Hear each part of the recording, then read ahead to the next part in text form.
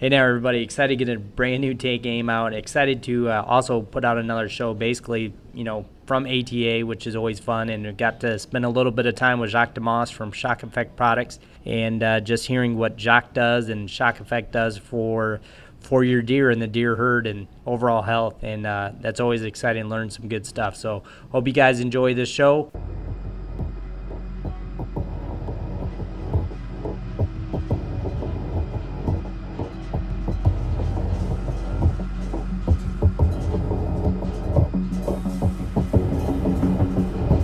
All right, guys, we're live at ATA 2019 here in Louisville, and I am with Jacques from Shock Effect. What's happening, Jacques? Oh, how you doing, man? Just enjoying the show. Good deal, man. Super excited to talk with you, and how is ATA treating you so far? Man, we're having a great year. We love this show. This is one of our favorite ones to go to, and this year it's really taken off. We've got to meet a lot of customers and talk to a lot of potential customers, a lot of folks in the industry, and we're really, really pleased with how the products are being received and how much interest people have in growing their deer, bigger, healthier deer. Yeah, absolutely. So this is kind of new for you, right? First ATA? Second. Yep. Okay. Yep. Last year we went, didn't know what the heck we were doing, and this year I think we're a little better prepared. But we learn a lot, and like I said, this is one of our favorite shows that we go to because everyone here is here for the same reason. Right. They're here because they're dedicated to the archery, dedicated to hunting. And so it's nice because you get a lot of like-minded people. Yeah, and they come to the booth, and they're really serious about it. They ask really informed questions, and we get to really get the information out there about our products. Yeah, for sure. So business-wise, what do you feel like you've learned or taken away from the first two experiences at ATA? Just you as a businessman and kind of getting just the run-through on it and your second go-round. I think I underestimated the buyers. I underestimated the consumers. I think that they know more about nutritional science than I thought they did, that I gave them credit for. And I think I underestimated the level of commitment these people have to improving their herd. And so with that being said, I mean, we've really been well received, really well accepted, and people really want to sit down and learn about the nutritional science. And that's I'm glad that's a really pleasant shock, Yeah. And it makes our job a lot easier, and it's nice to see that our products are being well received. Right, so. For sure. I think it's probably what you kind of just alluded to, maybe a shock sometimes is some of the stuff you've heard or from some of the clients coming up to your potential customers just on their knowledge base because, it just seems like 5 years ago we weren't talking about this side of the deer world. We weren't talking about feed and supplementation. Oh, yeah. I mean, several years ago, I would have never even thought that our products would be interested, in this type of market. We were strictly on the deer farmer and elk farmer, market. I wouldn't even have thought that we, would be well received here. But here we are, flash forward 5 years, and the body of knowledge that's out there and the level of interest that the average consumer has. I mean, it makes me wonder why I waited so long to do this. To do it, yeah, for sure. Yeah, right. So do you I know you're kind of in the mix as far, and not in the mix, but in the middle, product-wise, about not being like a Tractor Supply. You're kind of a direct-to-consumer or maybe a smaller mom-and-pop deal. Right. So how do you feel that that business model kind of relates more to the customer than just the box store? Well, I like it because it allows me to have a little bit more of a personal connection with the customer. It can be complicated. The feeding program can be complicated, and it's not a one-size-fits-all type of situation. Your property is different than my property. Yours might be bigger. You might have different soil. Your genetics are different. Right. So every application is kind of a one-off deal. So with us selling directly to the consumer and keeping our products, focused on the more, regional stores and the mom and pop bow shops and things like that, it allows us to have more of a connection to the consumer, and it makes me more comfortable knowing that they're getting the information to use it correctly. And because if someone buys my product and they don't use it correctly, it doesn't do anything good for them or me. Yeah, for sure. I know that on this side of things, you're very data-driven, and you track and record a lot of data. Do clients come to you with any type of data like that, and do you kind of put together a game plan, for their services that way? Yes, yeah. Actually, that's one of the things I love. We have a lot of customers that have a lot of cameras on their property. They really spend a lot of time doing a lot of husbandry in their managing their land, and they will send me growth pictures throughout the cycle. Starting around April or May, they'll send me, look, I got a few inches of of antler, got a little velvet, and then I like it. I'll start getting pictures from customers when the antlers start turning dark colors, and that's unusual because that in the wild you don't see it as much. You'll see it on our product because it's increasing the blood flow to the antler, and so we get to see that. And then they'll continue to send me photos throughout the cycle, and then I'll see end of the season pictures or pictures with them after they've harvested a deer. So that gives me data showing me proof positive that it works and right. how it's working for them. Yeah. So. Do you do anything? Maybe this is a very simple question, but do you do anything soil wise from the consumers? Like they bring you a soil test? Does that have anything Sometimes, to do? Yeah, sometimes. Yeah. Sometimes okay. a lot change a mineral plan maybe a little bit. Okay. Yeah.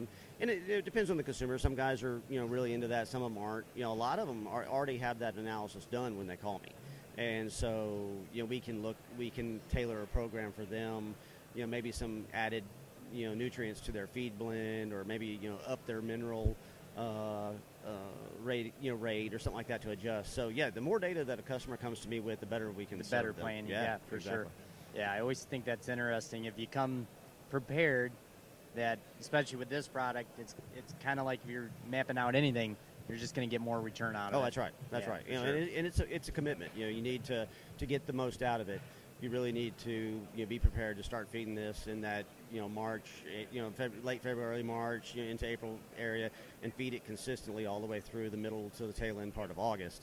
And it takes some planning. You can't just throw it together at the last minute. You need to kind of think about it. And but the customers that do that's the ideal customer. The guys who don't stop thinking about deer when the season's over. They think about it year round, and they're planning for next year's hunting now. And so that's the key. What do you say to somebody that basically like I don't run feed, I don't run supplements, I'm just into my food plot. So what's your answer to that guy? I mean, on that situation, food plots have obviously benefit. They give some increased protein uptake and some necessary fiber and some minerals and whatnot. But if you're going to go through the effort of doing the food plot, there's just a little extra couple little steps you can do to just bump up that do food plot, okay, but you also need to have a mineral available to them. And I actually recommend that you feed a mineral year round, not just during the season, but year round. But if you're going to go through the effort of a food plot, take that extra step. Do some supplemental feeding. Put out those mineral sites. Things like that. Because any effort you put toward that, you'll reap rewards out of it. Yeah, for sure. And like the mineral itself is one of those things where the reward is sometimes, I don't want to say just seasonal, but you see more of that return via trail camera, stuff like that. Yep. But a lot of guys don't do it all year round because I think they've tried and maybe I don't get my trail camera photos anymore, but that doesn't mean they're not using it. Right. And like you've told me before, the deer take in what they need. Yep. That's so right. That is just something as a consumer you have to remember that they're coming when they need it. That's right. And there's certain times of year that just goes up and down. That's right. And mineral, if you're looking at your supplementation cost, minerals as far across the board is always your cheapest option. So, really, besides the effort it takes to go out there and put it out there, there's no reason not to, and unfortunately, a lot of people misapply mineral. They use it, they always need it, but some guys only use it just during certain parts of the season, or only when they're hunting, or only when they're scouting.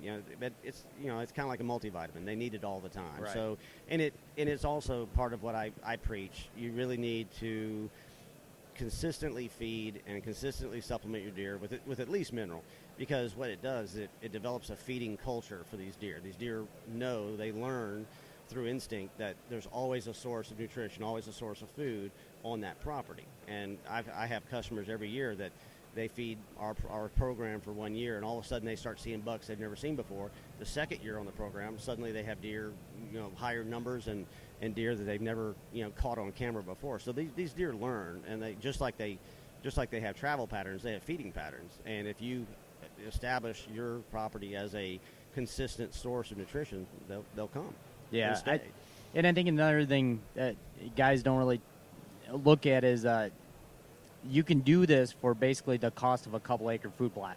Yeah. You know, yeah, you exactly. can run your mineral and some feed for what you would put into just a few acres of a seasonal food plot. Oh yeah, definitely. Yeah. Definitely. And So- you know, and I actually have guys that did food plots, gradually started incorporating our products, our system into it, and after a couple of years, they just gave up on the food plots and just went straight supplemental feed because they were getting the results. And actually, at the end of the day, it's a lot easier to fill a feeder than it is to you know, put out and tend to a food plot. you Yeah, know. yeah. And I'm not saying one supplants the other, but you know, it really it's just a commitment to a plan and a commitment to be consistent to feed them. Yeah, you know. for sure. Now, I think that's something we haven't talked about at all. Is there any tips or like maintenance-wise you do to keep those feeders running, keep them maybe clean and you know, basically sanitize, healthy for the deer? Yeah. I take my feeders down every year, and I usually take them to the car wash and blast them out and get them, you know, do any repair to the nozzles, or you know, if the legs are all rusted up, or we have a big problem with raccoons in Missouri and things Sure. like that. So you know, making sure that they're varmint proof and all that, and then I put them right back out, and you know, just make sure that they're flowing properly, the nozzles aren't chewed up. You know, making sure that they're, you know, not in a place where, you know, squirrels and raccoons can jump down onto them from an overhang, Right, or you yeah. know, things Or like cut that. their face or tongues, Yeah, I would assume, yeah, something in their mouth. exactly. Yeah. And you just it's recommended that you do some maintenance on your feeders every year just to make sure they're still functional. That's right. Yeah. Yeah. So I know we'll get back to some feed stuff here in a minute, but ATA-wise, man, we had a great dinner last night. We did. got tons of stuff going on here today. Plans tonight, maybe the Badlands Film Fest, Yep. but I don't know, you know, how many of listeners have ever been to ATA, but you work hard during the day and you go out and you kind of party hard afterwards. It's fun. Like I said, It's you know, fun. you get It's to a meet lot. a ton of folks. You know, you're on your feet a lot. There's a lot of walking, a lot of handshaking, and things like that. But yeah, you get to meet a lot of people, and you know, people that are dedicated to the industry and to hunting, and it's nice because you get, you know, everyone's passionate about it. You get to spend you know, your day with, you know, a room full of folks that are, you know, like-minded, and then That's in right. the evening time, get out and socialize a little, and have a few Yep. adult beverages, and Yep, then that's get right. up and repeat. Yep. So, I got a guy that networking wise, I'm going to bring down after we get done to have him meet you, and probably do a quick podcast with him if we got the time. But you know, he's a big user of a competitor, so I just want to bring him down, have him talk to you, and he's one of the best spot and stalk hunters on the planet. But he's really getting into like using some whitetail tactics for mule deer. So like Gotcha. ground blinds and, you know, some sort of attractant feed. And Gotcha. I'm ready for you to talk be to him great. and kind of blow his mind a little yeah, bit.